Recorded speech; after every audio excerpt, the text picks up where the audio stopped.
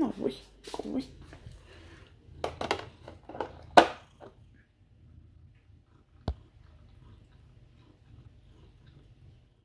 Alors je tiens à faire une rectification tout de suite, c'est bien le mildiou que j'ai sur mes pommes de terre. Et par contre sur les tomates on l'a toujours pas, mais c'est qu'une question de temps, hein. C'est bien l'alternariose pour l'instant. Et là le mildiou, bon bah les jours sont comptés à mon avis. Hein, les champs de pommes de terre autour de chez nous, ça y est le mildiou ça commence aussi, donc voilà. Regardez-moi ça, ma courge marinade et Chioggia. Celle-ci, la fois dernière, les cotylédons venaient juste de sortir. Et regardez-moi ça, déjà le développement de la deuxième feuille, et celui-là il est sorti entre temps. Donc les petites traces ici, c'est rien, c'est parce que les feuilles étaient un peu coincées dans la petite coquille. J'ai aidé un petit peu à sortir parce que ça avait vraiment du mal, c'est tout. Enfin, c'est pas une maladie, c'est rien. Par contre, tous les pieds ont été mis dehors, tous les autres que j'avais, courges, cornichons. Bon. Le seul souci, c'est qu'on a eu une nuit en station météo, 2 heures où il a fait 6 degrés, donc c'est-à-dire que station météo à 2 mètres de haut, dans le potager on était peut-être descendu jusqu'à 4. Alors là c'est super dur. J'ai eu enfin mon bicarbonate de potassium. Alors par exemple le souci, donc ça j'aurais dû l'avoir déjà le 14 mai, hein. Parce que je me rappelle ceux qui n'ont pas suivi, j'ai eu l'oïdium sur les plants de tomates que j'ai fait en haut. D'ailleurs je les ai tous brûlés, sauf les 2 pieds de Andy Lady. Parce qu'ils sont soi-disant résistants au mildiou. Je vais quand même essayer de les mettre dehors. Aubergine, ça pousse pas, mais pour poivron, physalis, faut que je vois encore ce que je vais faire. Parce que c'est pareil, hein, c'est toujours des variétés qui, malgré des attaques d'oïdium, mais ils l'ont vécu quand même très différemment des tomates.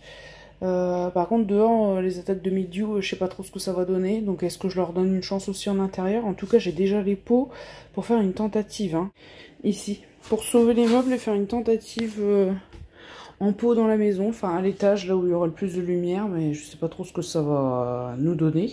Et donc ça, j'aurais dû le recevoir le 14 mai. Et la poste, ils ont perdu le colis. Donc 2 signalements auprès de la poste, 2 auprès du vendeur, et puis quand le colis a été annoncé perdu, un vendeur il me dit vous voulez que je vous le renvoie ou un remboursement? Moi j'ai dit un renvoi. Il dit je vous le renvoie ce jour même, et je vous jure le lendemain je l'ai eu. Là c'était GLS, hein, donc ça n'a pas été pareil que la poste. Donc j'ai le bicarbonate de potassium.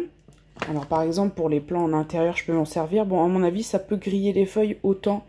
Des plants pas trop développés, ça peut autant griller les feuilles que le bicarbonate de sodium, mais en tout cas quand on l'utilise dehors, il n'y aura pas d'accumulation de sel dans le sol. C'est ça la grosse différence. Et là par exemple, à partir de cet après-midi, on nous annonce que de la pluie jusqu'à la fin de la semaine prochaine. Pour l'instant, les annonces météo sont comme ça. Le problème avec le bicarbonate, c'est que la pluie va délaver le traitement. Donc c'est un peu compliqué en termes de réussite quand on n'a pas de serre ou de tunnel. C'est un traitement qui est efficace, c'est bien de le faire en prévention, tout ça. Le seul souci c'est quand on n'est pas sous couvert et que la pluie délave le traitement. Et déjà la pluie tout court sans tunnel, hein, ça a été démontré qu'il y a quand même plus d'attaques de maladies diverses et variées. Bon. Donc bon, en tout cas j'ai eu le produit, ça a été la nouvelle de la semaine. Et pour en revenir ici vite fait, alors pour aider la pollinisation, parce que ça se fait quand même tout seul, le problème c'est qu'il y a quand même des fleurs qui tombent. Parce que pas assez de courant d'air ni de mouvement pour que ça pollinise. Donc je fais des petits secouages comme ça de feuilles. Alors, là j'ai un poivron avec une sorte de petite doublette ici. Là j'en ai un ici. J'en avais vu un autre. Là j'ai un bébé qui se met en route. J'en avais vu un autre, un tout petit bébé. Je ne sais plus. Celui-ci, par contre, c'est des poivrons ronds. On a celui-là, le deuxième qui s'est mis en route. Et celui-là. Par contre, il va falloir que je tuteur. Donc, je réfléchis ceux-là, qui sont toujours avec leur terre de l'an dernier. Hein. Je vais peut-être les mettre dans un plus gros pot. Je vais m'arranger pour les bichonner un petit peu.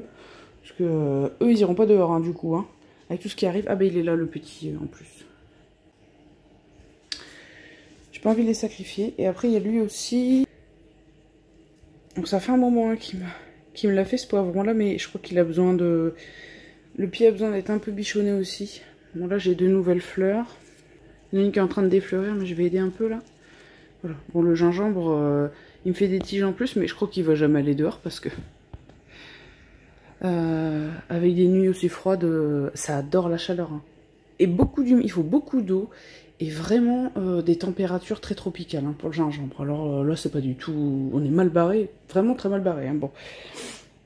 Oui, donc voilà, je vais essayer de bichonner un peu les pieds qui produisent là, puis je vais voir avec ceux que j'ai pour essayer de... Parce que dehors, en termes de maladie, j'y crois pas. Essayer de sauver un peu les meubles. Ici, parce que j'aurais eu tous les problèmes. Hein. Nouveau problème, il y a des sortes de petits pucerons qu'il faut frisoter mes feuilles. Donc ici, là, c'est vraiment les plus beaux pieds, ceux que j'avais achetés. Les Romas, c'est celle-ci, je crois. Oui, c'est ça. Les Romas ici. Et là, les Money Maker. Enfin, c'est des sortes de pucerons. C'est leur salive qui fait friser les feuilles, là. Feuilles qui se recroquevillent comme ça. Et deux. Même peut-être un troisième là en arrière, sur la feuille. Les petites bestioles blanches. Alors blanches sont la lumière peut-être un tout petit peu verdâtre. Donc j'aurais tout eu. Hein. À la base, ceux qui avaient vu en haut, j'avais des beaux plans, ils ont eu l'oïdium. Là dehors, ils ont l'alternariose. Bientôt le mildiou. Ici à l'intérieur, jamais mis le pied dehors. Hein, sur le bord intérieur de la fenêtre uniquement. Et eux, ils scoltinent des insectes. Mais bon, normalement, c'est pas ça qui va les tuer non plus. Ah bah tiens. Voilà. Là, on en voit un bel exemple. Donc j'ai ça, c'est vraiment ce pied-là qui est un peu embêté. Donc voilà, ça c'est sûr que je vais essayer au moins de ces pieds-là de les mettre en pot, de me débrouiller pour faire quelque chose pour sauver un peu les meubles. Parce que dehors, comme j'ai pas de tunnel ni de serre et que mes traitements seraient délavés, j'ai vraiment très peu d'espoir. Tu m'as l'air pressée, Rominote. Ouais, un petit peu. Alors ils avaient annoncé du vent plutôt à partir de midi, mais j'avais entendu souffler toute la nuit. Je vois que là, il y en a. Et à partir de 15 h à peu près, pluie, on n'aura que de la pluie. Bon. Normalement, c'est ce qu'ils nous annoncent. Alors, le vent, là, c'est un peu embêtant pour nous. Oh, Romy, du soleil. Profite, hein. Profite, ma puce. Miss bain de soleil. Regardez, sa cicatrice, ça pousse plus foncé. Bon, généralement, c'est comme ça, hein, aux endroits de cicatrice, parce que son poil, finalement, il est plus marron foncé qu'autre chose. Avec tous ces bains de soleil qu'elle nous fait, elle a roussi. Et là, ça pousse bien noir. Oh, on est heureuse. Oh, vous voulez une Romy heureuse, il faut lui donner un peu de soleil. Recherche tes accus, ma biche, faut profiter. Hein. Première nuit dans le noir total. Et sans lumière chauffante. Pas de panique. Ah, encore, hier, pareil, hier matin. Là, elle me l'a un peu plus déglingué la grille, mais hier, elle était à peine bougée. Bon, je prends la mise pour la remettre d'urgence, du coup. Voilà, c'est bon, l'honneur est sauf. Romy, toujours en kiffance.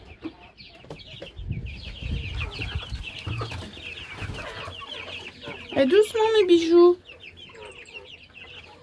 Donc, tout est bien propre. Et les zigotos en haut, eux, ils ont une litière de lin. Les poules aussi, les poulets. Hein. Il n'y a que eux, là. Je termine mes copeaux pour eux. Donc dans la litière de lin, il y a toujours des graines de lin. Donc ils aiment bien gratter, je vous dis pas le carnage. J'ai pas arrêté de remettre en place, parce qu'il y a des zones, ils m'avaient fait des grosses dunes de litière et des trous en plein dedans, juste pour faire des bains de poussière et puis manger des graines. Et ce qui m'a fait penser que j'ai complètement oublié de semer mon lin, parce que je dois faire du lin cette année. En sachant ça, je vais essayer de rattraper mon oubli.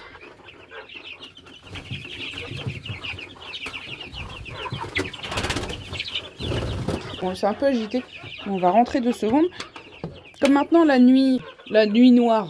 Du coup, ils mangent plus trop, ils boivent plus trop la nuit. Bon, ils arrivent quand même à le faire, je pense, puisqu'il doit faire jour hein, un petit peu à travers la porte. Mais là, le niveau d'eau et les gamelles de nourriture sont un peu plus remplis. Alors, il y a une petite louloute, gris clair, que je trouve super mignonne.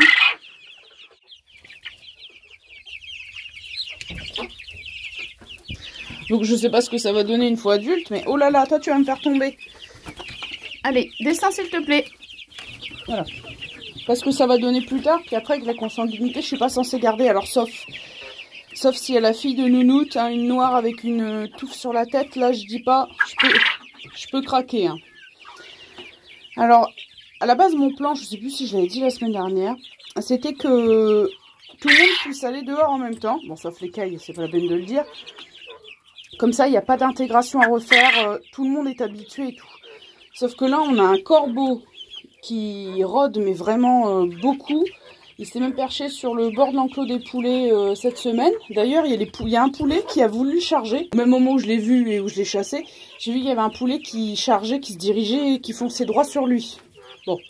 Et c'est pour ça que les poulets, il faut être sûr qu'ils aient vraiment la bonne taille. Et le pire du pire, une buse.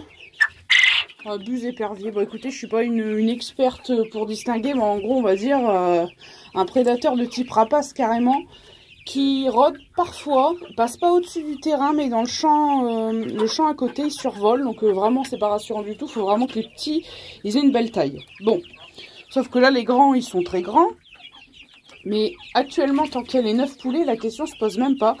Parce qu'ils sont tellement bruts. C'est-à-dire que moi, quand ils me becquent les mains, parfois c'est à 100. Donc j'aurais vraiment trop peur d'une catastrophe. Tu fais un bain de soleil aussi.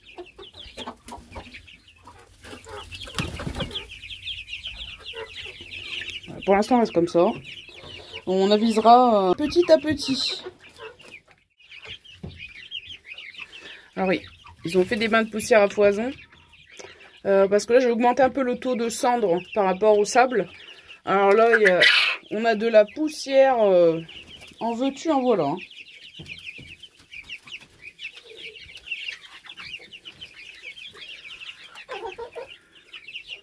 Et les coups nus alors? Alors déjà on voit qui va être mâle femelle. Regardez déjà là, mâle. Voilà crête. Comme ils sont nés vraiment tous en l'espace de 3 jours, hein, ils sont vraiment du même âge. On peut vraiment faire des comparatifs, voir qui sera garçon, qui sera fille dès maintenant. Un des bicolores là, un garçon, par exemple. Et donc je voulais voir les coups nus qui effectivement sont blancs avec une tache, des taches noires, des petites taches noires.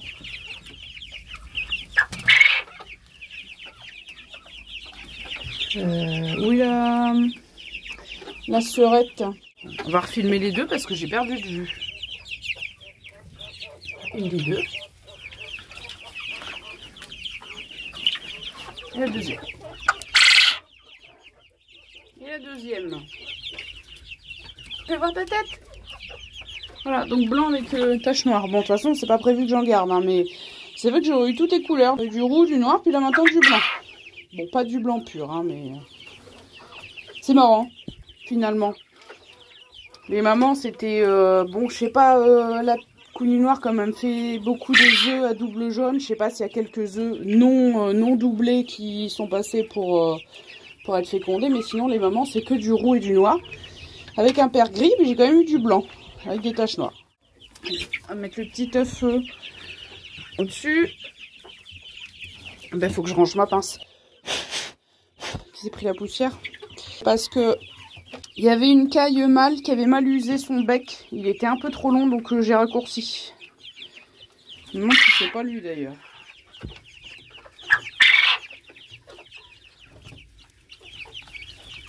Ouais.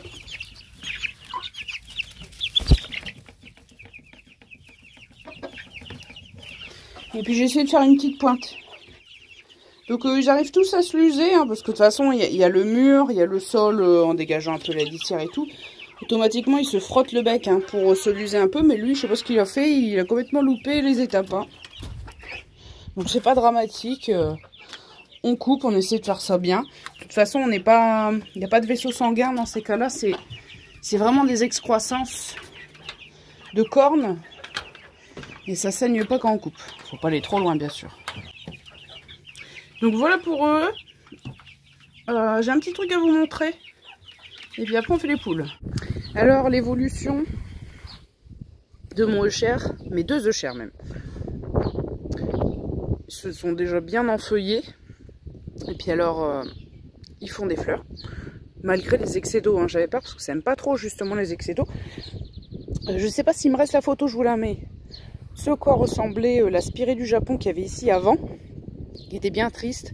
Et j'ai raccourci les racines, j'ai raccourci aussi les tiges à fond et tout pour essayer de sauver les pieds pour les transplanter ailleurs.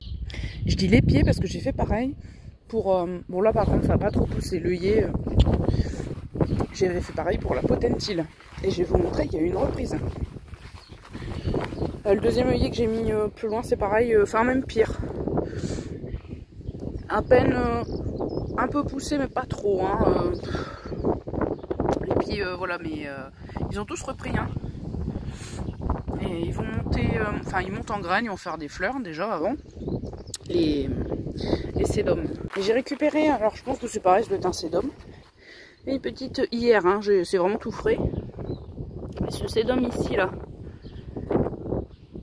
Là, ce sédum-là, il poussait à plusieurs endroits sur des murets. Et il y en a qui se sont ressemés sur le trottoir. Donc j'ai vraiment pris un petit bout parmi tout ce qu'il y avait. J'avais même pas de couteau sur moi, mais bon, ça va, l'enracinement, il est très superficiel. Alors, ce que je voulais vous montrer, alors cette vivace-là, elle a refait un petit peu des jeunes feuilles. Ça aime pas trop les excès d'eau non plus.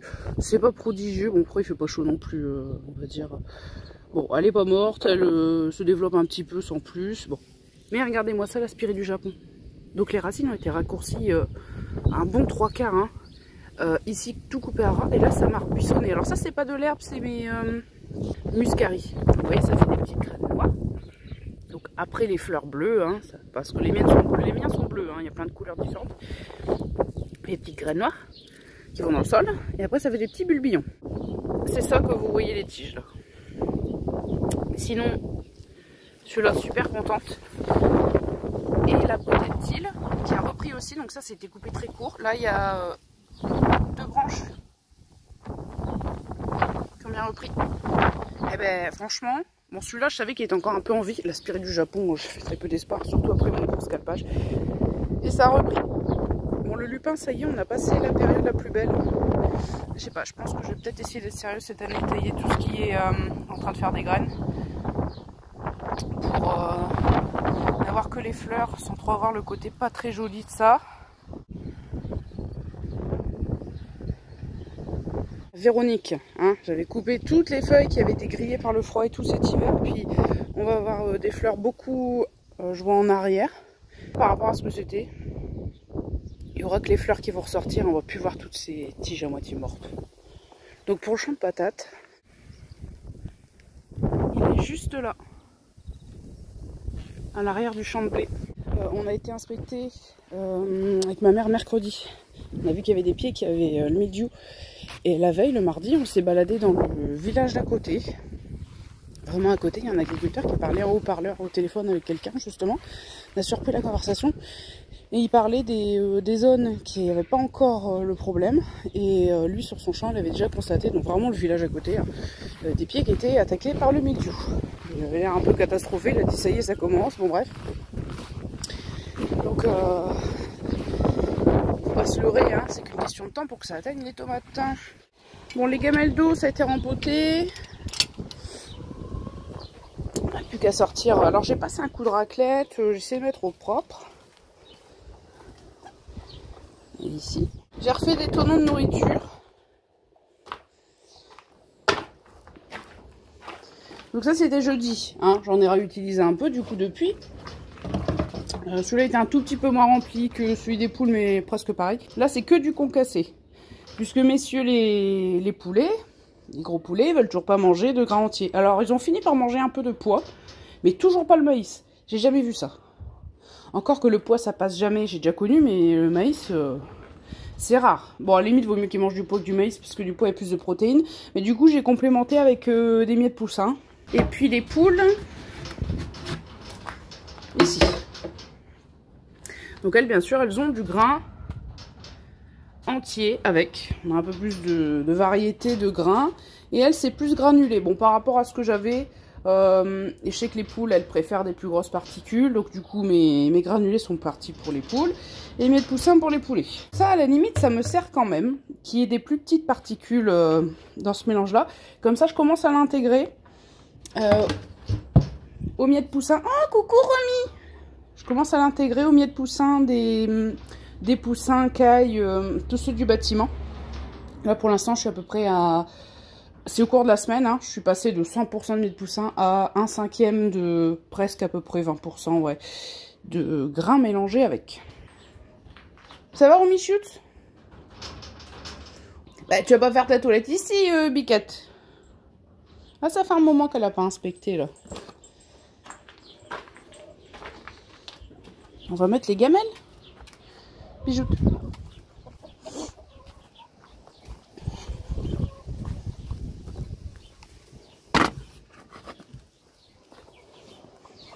Ah, tu vas boire l'eau? Mais ça, c'est du sable ici. Enfin, du sable avec des coquilles de mer. Ça fait un petit moment que je l'avais installé, je ne l'avais pas dit. Parce qu'elles ont déjà cette mangeoire là pour le grit et sable coquille. Hop.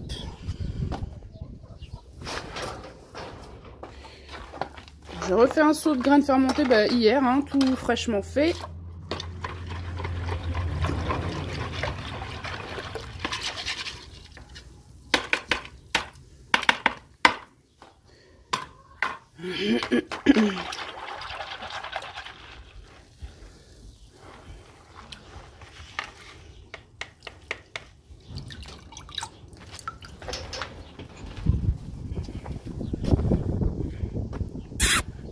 Remis sauvage. Ouais, vous devez entendre le vent là. Je suis désolée, mais ça y est, ça souffle de plus en plus.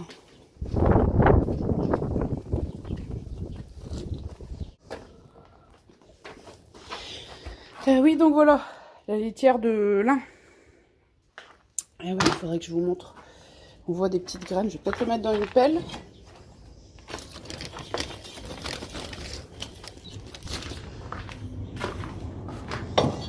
Voilà, il y a des petites graines de lin qui restent dans la litière. Donc c'est pour ça que les animaux aiment bien gratter pour aller en récupérer.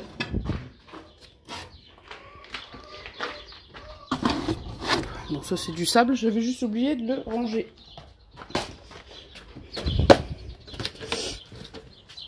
Bah c'est parce qu'à gamme vert, bon on va arrondir, vraiment on n'est pas quelques centimes près à ce point là.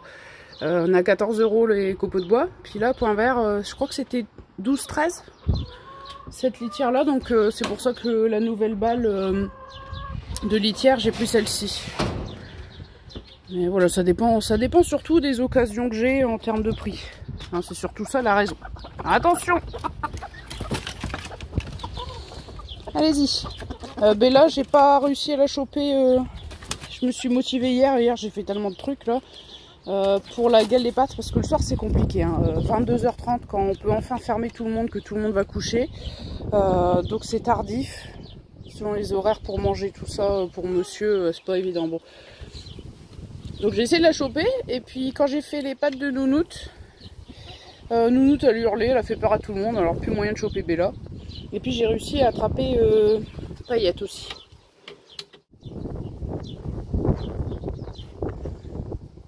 Ah oui, alors dans la semaine, il y a eu Chéri et Paillette qui nous ont refait un dodo sur le toit. Et sinon, à part ça, ils étaient sages. Les poulets, ils me font plus le coup. Alors, chaque fois que je dis un truc, le lendemain, il se passe l'inverse. Mais bon, ils sont sages. Faut juste que les poulets, faut vraiment qu'ils fassent bien nuit. Hein. Là, je pense que les poules, ils ont vu un truc, mais j'ai pas vu. C'est le corbeau ou la buse, je sais rien. Ça, c'est chiant. Ah oui, alors. Regardez-moi comment ça s'est ressemé. C'est des sortes de pissenlits, mais vous savez, pissenlits qui a le bord des feuilles très dentelées, qui allait faire plein de graines. Alors je l'ai remis ici. Je leur avais donné dans leur enclos, il y a 2 semaines peut-être. Ça repoussait de partout. Eh ben c'est bien, quand ils seront en manque de verdure, ils le mangeront. Hein. Ils le mangeront ou ils gratteront, parce que je dis si je le laissais au potager ça allait repousser. Alors que dans leur enclos, comme elles grattent tout, au moins elles feront le nettoyage toutes seules comme ça.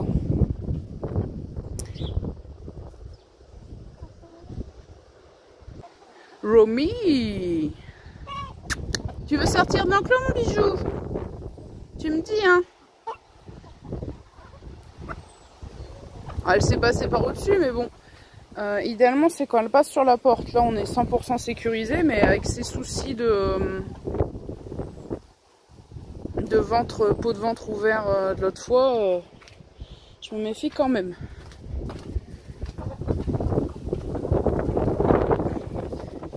Oh là là. Ballon maloute dans les orties. Ah bah oui, tu veux que je te passe par au-dessus? Attendez, je vais essayer de l'attraper. Pour la faire passer. Coquine. Hop.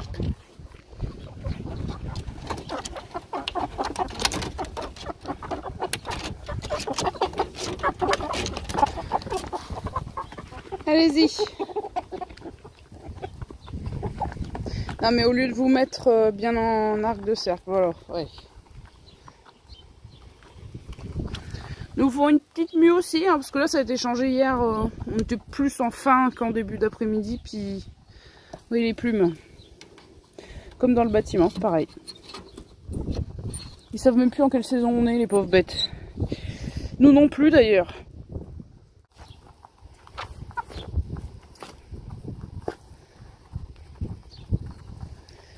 Bon, pour les poulets, sinon tout roule, hein. Pas de nouvelles, bonnes nouvelles.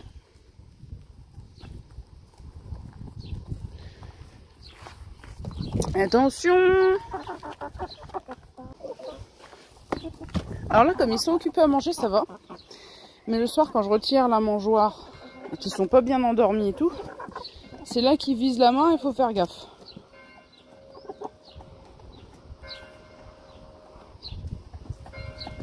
Je peux même pas vous dire si c'est méchamment ou pas, hein, parce qu'ils ont une telle force et ils sont un peu neuneux. Hein. Bon. Je regarde toujours derrière, parce que des fois il y en a qui me poursuivent un peu. On sait pas trop comment l'interpréter. Alors dans le kéol, il y avait eu des prémices de mildiou. Bon, finalement avec le recul, je sais que c'est le mildiou. Sur les pommes de terre. Ça s'est un peu calmé, mais il y a aussi... Hein, vous voyez, oh là là, le vent.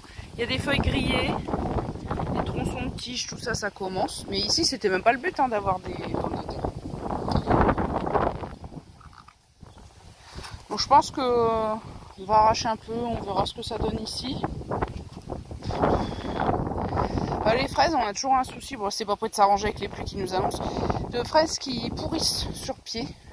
Hein, toutes les fraises ne sont pas bonnes à manger à cause de ça. Et là, le carnage, le sinistre. Donc, plutôt que les couper les fans, il y a un ami jardinier qui me dit faudrait plutôt arracher en fait, donc bloquer avec ses pieds ou la main pour pas que les pommes de terre viennent avec, mais arracher comme ça le mildiou, enfin pas aller jusqu'au tubercule, on met plus les chances de notre côté en arrachant plutôt qu'en coupant. Et donc là ça va pas tarder. Donc les El Mundo et les blanches. Donc les El Mundo elles ont poussé vraiment depuis, elles s'est mis en route il y a très longtemps, heureusement qu'elles étaient en avance. Mais voilà, elles sont toujours en fleurs, hein, donc je sais pas du tout en termes de développement jusqu'où on a pu aller. Heureusement que j'étais en avance là-dessus. Et regardez les pucerons là. Vous allez voir sur les artichauts, c'est fleuri aussi. Puis là, j'ai montré févrole. Alors, ça avait été touché aussi par le mildiou. Je suppose que c'est ça les taches.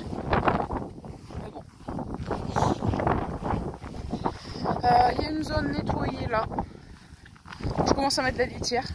Je pense que je vais essayer de mettre le lin ici, sur une zone réservée.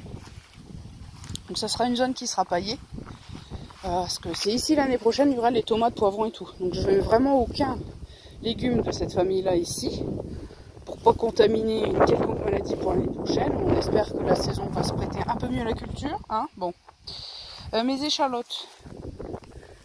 Ici, là, ici, là-bas, voilà. C'est les griselles ici. Il y avait un gros manque de lumière, donc là, ça, faut voir ce que ça va donner. J'en ai déjà prélevé quelques-unes. Elles sont pas gigantesques, mais ça va. Et elles sont en bon état, pas de pourriture ni rien.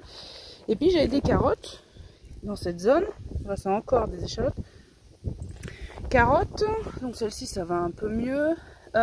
Et rutabaga. Donc il y en a eu une petite hybridation. Il y en a certaines qui sont violettes, tout ça. J'ai récupéré la majorité. Et oui, les rutabagas, je voulais récolter des graines. Les choux, bon, les choux se sont fait bouffer.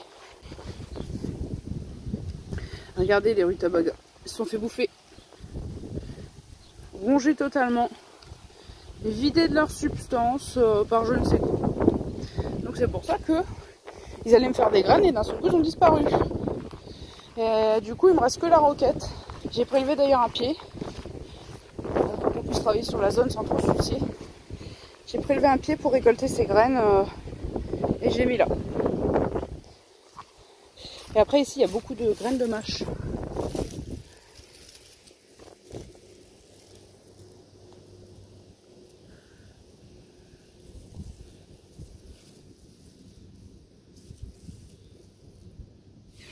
Qui se sont éparpillées.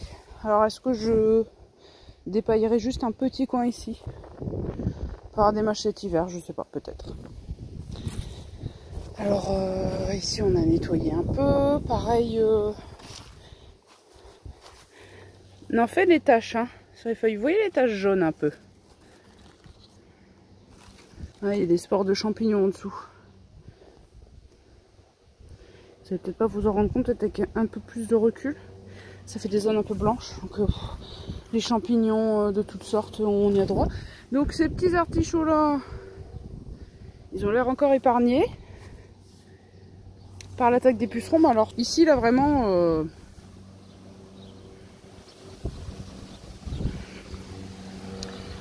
c'est fleuri. Ouais. Qu'est-ce que tu fais?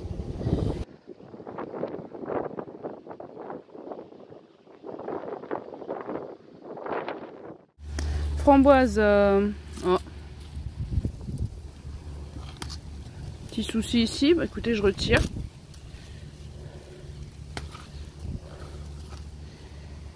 Ouais. Donc framboise. J'ai que ce pied là en pot. J'apporterai peut-être un peu de fumier de poule quand même pour nourrir. C'est à cause des drageons, hein. Ça m'a un peu énervé. Les framboises que j'avais le long du grillage. Et j'ai gardé que ça en pot. Donc ça produit aussi.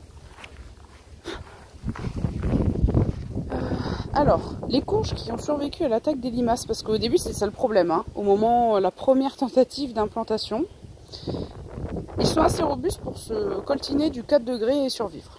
Par contre les autres c'est pas le même délire. Voilà, 4 degrés sur des jeunes plants qui ont été transplantés, je sais pas, 3 jours avant peut-être. Ici là, on est sur une tentative de survie. C'est triste, hein. Cornichons du Mexique grillés. Donc j'ai remis des graines là. Cornichons de Paris, je pense qu'ils ont la vigueur pour s'en remettre parce que là ça refait quand même pas mal de feuilles. Enfin, pas sur tous les pieds. J'ai remis des graines aussi, donc ça germe super facilement. J'ai confiance pour les cornichons de Paris. Butternut, il va falloir que je relance mes dépôts parce qu'en pleine terre, j'avais essayé semer en pleine terre, ça n'a jamais rien donné. Et ici, c'est là où je mettrai les Marina de Chioggia. Là, vraiment, je les bichonne et j'attendrai que les températures soient beaucoup plus clémentes que ça la nuit.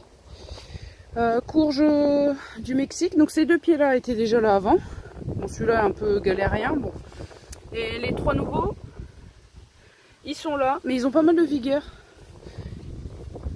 À moins qu'ils soient un peu plus abrités ici, je sais pas. Pourtant, les vents d'ouest, ça les protège pas contre, mais... je pense qu'ils se débrouilleront mieux. Un butternut, je doute. Hein. Pour l'instant, c'est correct. Alors, celui-là, il a bien repris. Celui-là, ça va. C'est vraiment lui qui reste chétif et lui, mais il y a quand même une reprise. On le voit, mais... là, on a des débuts de tomates. Ceux-là seulement qui fleurissent. Là, il y a un début. Je sais pas du tout si on va avoir des tomates cette année. C'est pour ça que je vais faire tentative dans la maison. Je verrai bien quoi.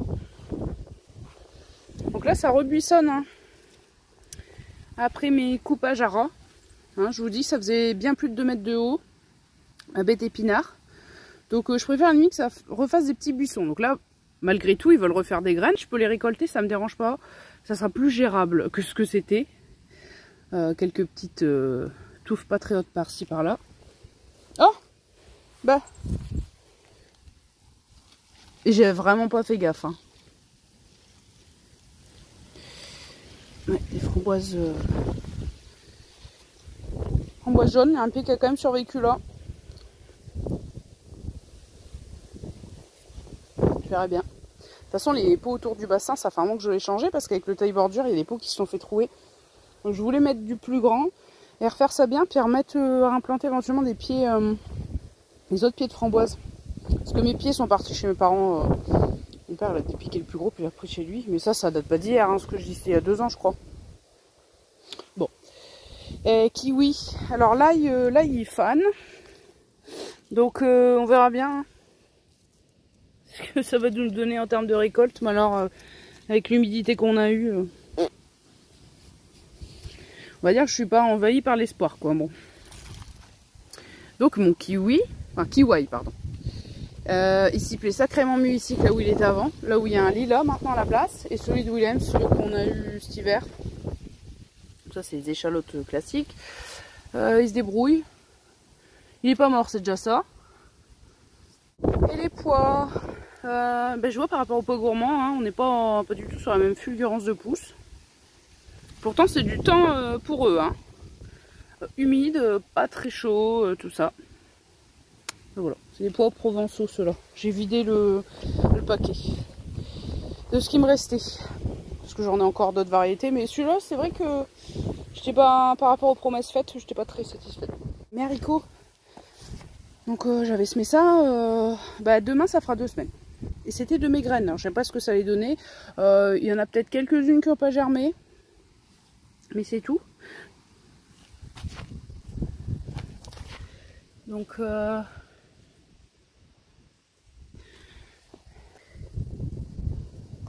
voilà, c'est en route.